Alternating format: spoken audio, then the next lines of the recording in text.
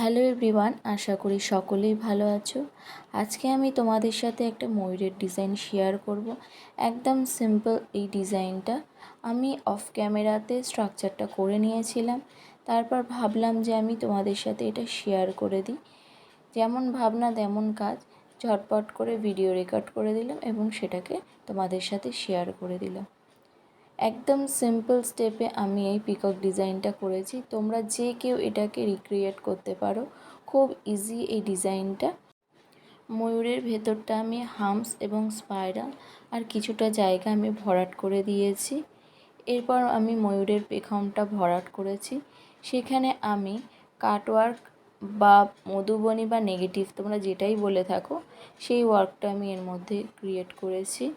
এখানে আমি কিছু সানফ্লাওয়ার মোটিভ অ্যাড করেছি এবং তারপরে কিছু লিফ এবং কিছু নেগেটিভ ডিজাইন দিয়ে আমি এগুলোকে ফিলস করে দিয়েছি।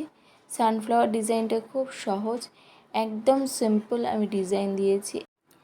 এইভাবে নেগেটিভ ডিজাইনের ভেতরটা আমি খুব ভালো করে ড্র করে নিয়েছি।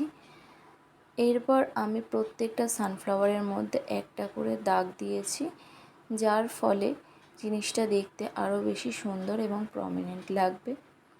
এরপর আমি ময়ূরের স্ট্রাকচার করেছিলাম যে বডির, সেই স্ট্রাকচারটাকে খুব ভালো করে বোল্ড করে নিচ্ছি, যার ফলে এই ময়ূরটাকে দেখতে আরও বেশি হাইলাইট হবে এবং দেখতে ডিজাইনটা বেশি প্রমিনেন্ট লাগবে।